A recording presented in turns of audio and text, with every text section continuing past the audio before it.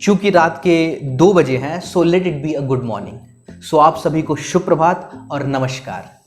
मजाक में हम कह सकते हैं कि लॉकडाउन 4.0 की बहुत बहुत बधाई इसीलिए क्योंकि चाहे न चाहे, मन से या बेमन से हम इतिहास का हिस्सा बन रहे हैं। जिस दौर से आज हम गुजर रहे हैं उस दौर से ना हमारे पूर्वज कभी गुजरे हैं और हम उम्मीद करते हैं कि हमारे आने वाली पीढ़ियां भी कभी इस तरह के दौर से नहीं गुजरेंगी। खैर, 4 दीवारी के अंदर कैद होते हुए भी हमने एक इतिहास रच दिया है, हमने एक कीर्तिमान स्थापित कर दिया है। लॉकडाउन के अंदर कैद रहते हुए हम एक ऐसा फील्ड है जिसमें वर्ल्ड नंबर 1 बन चुके हैं, एक ऐसा क्षेत्र है जिसमें हम प्रथम पायदान पर पहुंच चुके हैं। अब आप सोच रहे होंगे कि इतनी बड़ी बात हो गई, हमने इतिहास रच दिया और मीडिया के किसी भी गलियारे में इसकी जरा सी भी चर्चा नहीं हुई। परंतु आज हम इसके बारे में वार्तालाप करेंगे, आज हम इसके बारे में डिस्कस करेंगे। और सबसे पहले मैं बता दूं कि इस कीर्तिमान का सबसे बड़ा श्रेय मैं हमारी सरकार को देना चाहता हूं। तो दोस्तों, आइए अब सस्पेंस का पर्दा हटाते हैं और आपको बताते हैं कि आखिर वो कौन सा ऐसा क्षेत्र है जिसमें हम विश्व गुरु बन चुके हैं, जिसमें हम सबसे आगे आ चुके हैं। तो वह क्षेत्र है पेट्रोल और डीजल पर टैक्स देने के मामले में।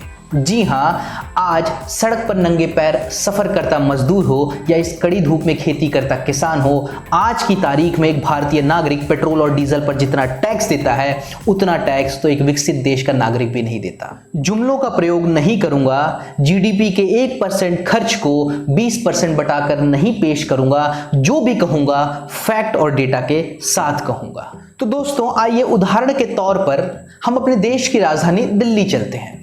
तो यदि आप दिल्ली में 1 लीटर पेट्रोल खरीदते हैं तो आपको 72 रुपए 72 रुपीज पे करने होते हैं। अब इन 72 रुपयों में कितने रुपए हम एज अ टैक्स देते हैं, अब उसका विवरण जानते हैं। तो सबसे पहले हमें देना होता है central excise duty. Central excise duty के तौर पर हम 32 रुपए 98 पैसे यानी लगभग 33 रुपए देते हैं।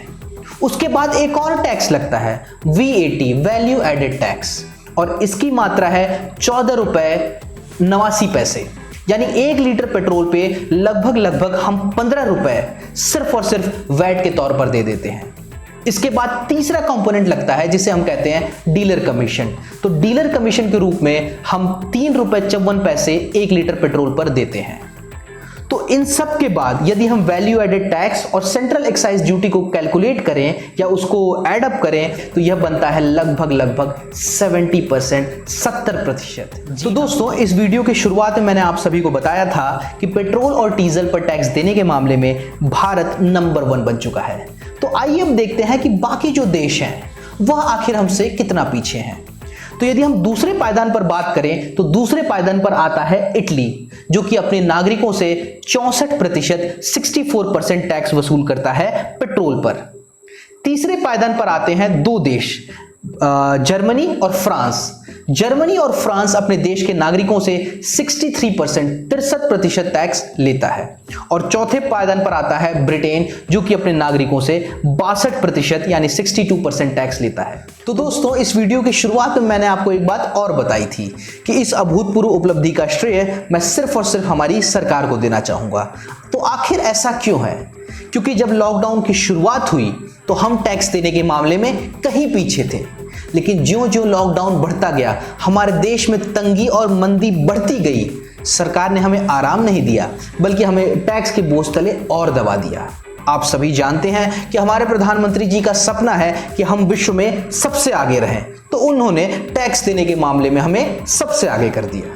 यदि हम इसी महीने की शुरुआत की बात करें तो हमें 1 लीटर पेट्रोल पर 22 रुपए 98 पैसे यानी लगभग 23 रुपए सेंट्रल एक्साइज ड्यूटी के तौर पर देने पड़ते थे, लेकिन रातों रात सरकार ने 10 रुपए का इजाफा कर दिया और आज की तारीख में हमें 1 लीटर पेट्रोल पर 32 रुपए 98 पैसे यानी लगभग 33 रुपए सेंट्रल एक्साइज ड्यूटी के तौर पर देने पड़ते हैं। अब आप सोच सकते हैं, अर्थव्यवस्था ठप पड़ी है, बेरोजगारी बढ़ रही है, तनख्वाह समय से नहीं मिल रही, तनख्वाह पूरी नहीं मिल रही, और ऐसे में सरकार रातों रात एक फैसला लेती है और सीधे 10 रुपए टैक्स बढ़ा देती है। यदि हम 2014 की बात करें तो 1 लीटर पेट्रोल पर हमें 9 रुपए 48 पैसे यानी लगभग 10 रुपए सेंट्रल एक्साइज ड्यूटी के तौर पर देने पड़ते थे, जो कि आज 33 रुपए हो चुके हैं, सिर्फ और सिर्फ हमारी सरकार की कृपा है।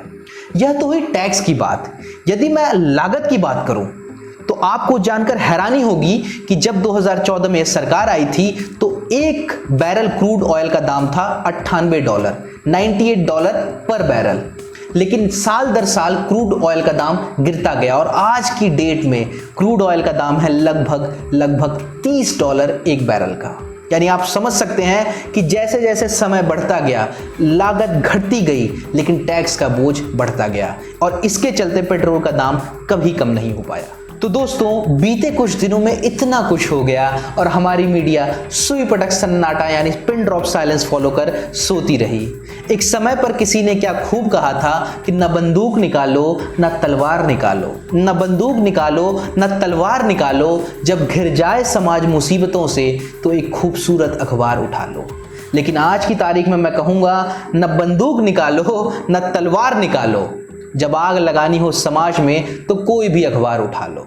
तो दोस्तों, उम्मीद करते हैं आपको आज कुछ नया जानने को मिला, एक ऐसी चीज़ सीखने को मिली जिससे आपको फ़र्क पड़ता है, आपकी जेब पर फ़र्क पड़ता है। यदि आपको ये वीडियो अच्छा लगा तो प्लीज़ इसे लाइक कीजिए, शेयर कीजिए और हमारे चैनल को सब्सक्राइब कीजिए। धन्यवाद।